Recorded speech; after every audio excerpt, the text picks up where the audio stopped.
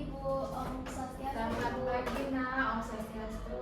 Mari nak, silakan duduk. Terima kasih Ibu. Ya, bagaimana nak kabarnya hari ini? Alhamdulillah baik Ibu. Tadi pelajaran apa? Dapat di kelas. Tadi itu dapat mata pelajaran informatika dan riwayat menyenangkan sih Ibu.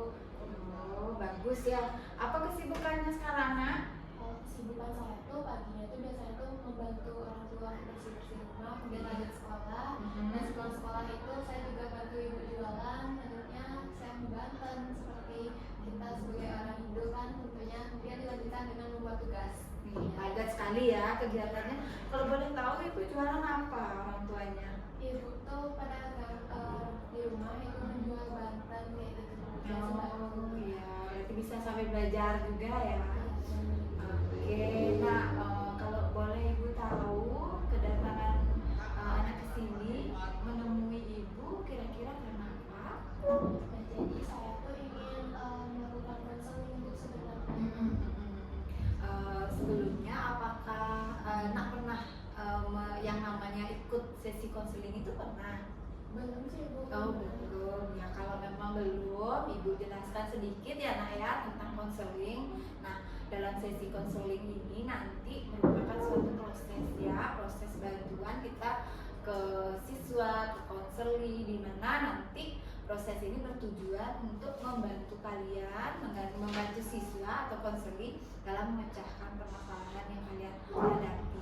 Nah dalam konseling ini nanti akan ada beberapa asas yang diterapkan. Nah, jadi di sini ada asas yang namanya asas kerahasiaan, asas kesukarelaan, ya. Di situ nanti kerahasiaan ini kita cukup tahu di sini antara ibu dan anak sendiri terhadap apa yang anak sampaikan. Jadi ibu tidak akan sebarkan kemana-mana atau ceritakan kemana-mana ya. Nah kesukarelaan di sini dimana seperti tadi, seperti hari ini anak sendiri yang datang ke sini sama ibu dengan sukarela nanti menyampaikan apa mungkin ada kendala yang perlu kita bahas, yang perlu kita diskusikan seperti itu. Nah nanti pada sesi konseling ini kita batasi waktunya nak dari mungkin 30 menit itu. Kalau misalnya masih kurang nanti kita akan rencanakan lagi untuk pertemuan berikutnya. Kira-kira seperti itu. Nah, apa bisa dipahami? Oh, jadi konseling itu seperti itu ya Bu. Jadi sampai sekarang itu ada nambah pemahaman mengenai konseling. Terima kasih. Iya, betul sekali. Nah, sekarang apa yang mungkin bisa akan kita bahas untuk saat ini ya, Nak ya? Nah, jadi saya tuh ingin konseling mengenai karena kan saya kelas 12 nih Bu. Iya, Jadi betul.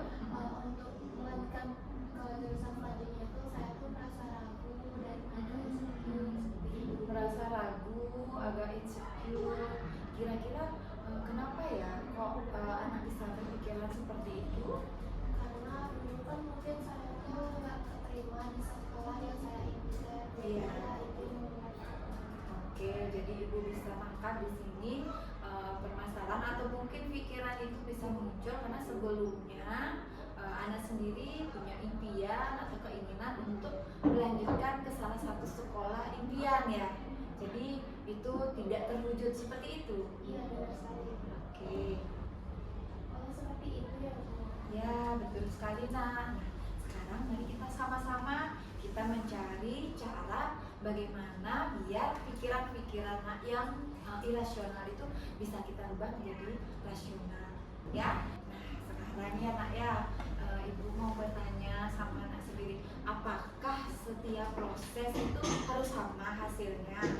Tentunya tidak Bu, karena kan apa yang kita lakukan itu akan membuahkan hasil yang berbeda-beda.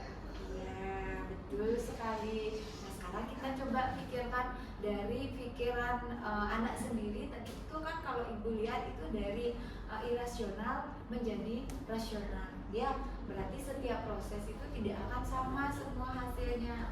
Sekarang bagaimana anak sendiri bisa memotivasi diri sendiri, mempunyai komitmen untuk itu bisa tercapai seperti itu. Jadi jangan terpaku apa yang sudah terjadi sebelumnya, karena hasil yang saat ini belum tentu sama dengan hasil yang sebelumnya. Ya. Nah iya Bu, jadi saya tuh merasa gagal dan dari proses pembelajaran yang saya ikuti, karena nantinya tuh saya takut nggak lulus SNBP. Oke, berarti di sini nanti anak sendiri mau ikut SNBP. Iya benar sekali Bu. Oke, nah menurut anak sendiri kira-kira seperti apa ya cara anak sendiri mungkin untuk bisa merubah pikiran yang irasional itu menjadi rasional? Mungkin kalau dari saya itu saya akan menggunakan penerapan self positif, di mana itu nantinya akan berpengaruh positif juga pada diri saya sendiri. Ya, betul sekali. Itu cara yang bagus sehingga nanti apa yang kamu pikirkan, yang kamu katakan itu menjadi sebuah motivasi untuk kamu nantinya ya nak ya. Nah, kalau boleh Ibu tahu kira-kira kata-kata seperti apa sih yang bisa kamu katakan kepada dirimu nak?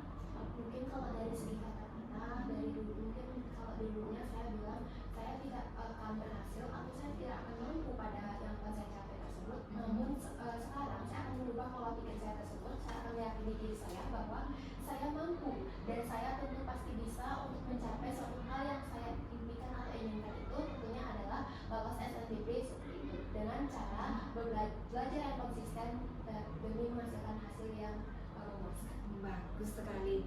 Itu adalah langkah awal yang baik ya nak ya. Langkah awal yang positif yang nanti bisa kamu tanamkan pada dirimu sehingga nanti apa yang menjadi targetmu bisa tercapai ya. Jangan lagi fokus pada semua yang sudah lewat, mungkin kegagalan, kekecewaan itu kita tinggalkan. Sekarang mari kita ubah pola pikirnya anak sendiri sehingga nanti apa yang diharapkan bisa tercapai dengan maksimal ya. Baik nak, dari percakapan yang sudah kita lakukan tadi, Ibu dapat menyimpulkan kalau anak sendiri sudah tahu nanti apa yang akan mau dilakukan. Seperti itu ya nak ya. Benar sekali, jadi saya mengetahui arah yang akan saya ambil selanjutnya. Oke, bagus sekali. Kalau boleh tahu, kira-kira mulai kapan itu akan anak lakukan? Mungkin kalau mulai kapan itu tentunya harus mulai saat ini juga. Karena kalau misalkan saya menunda-nunda itu akan sama halnya saya akan menunda kesempatan untuk mencapai suatu tujuan yang ingin saya impikan tersebut. Nah, bagus sekali nak. Semoga apa yang kita diskusikan hari ini bisa memberikan manfaat buat kamu. Dan Ibu pengen tanya sekarang bagaimana mungkin perasaannya setelah kita sharing seperti ini?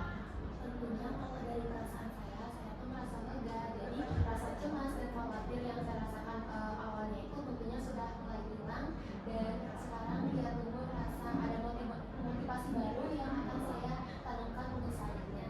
Oke, dapat itu simpulkan bahwa ingat ya, apa yang mungkin dulu pernah terjadi tidak akan sama hasilnya untuk sekarang kalau kamu sudah mau berusaha. Seperti itu ya nak ya. Nah, semoga nanti kedepannya atau mungkin nanti ada hal-hal yang mengganjal lagi terkait hal ini, Ibu siap. Silakan datang ke sini ya nak ya. Kalau misalkan ada mungkin yang mau dikonsultasikan, silakan ke sini ya. Nah, untuk saat ini Ibu sudah lihat bahwa anak sendiri sudah lega, sudah tenang ya, sudah bisa mungkin merubah pikiran-pikiran anak sendiri yang irasional tadi menjadi lebih rasional ya. Nah, karena waktunya sudah habis dan mungkin kalau nanti bisa kita rencanakan lagi, jadwalkan lagi untuk sesi konseling berikutnya, kita atur waktunya lagi. Kalau serasanya yang tadi kita bahas itu belum efektif dan relevan ya nak ya. Bu, terima kasih Bu sudah memberikan saya waktu untuk melakukan konseling mengenai impian dan saya akan capai nantinya. Dan motivasi-motivasi yang Ibu berikan tersebut akan saya wujudkan mulai hari ini juga, dan untuk mencapai apa yang sudah menjadi tujuan saya. Ya, bagus sekali. Semoga lancar ya nak. Nanti silakan lakukan semaksimal mungkin. Ibu yakin dan kamu harus yakin itu pasti bisa. Ya? Oke. Enggak.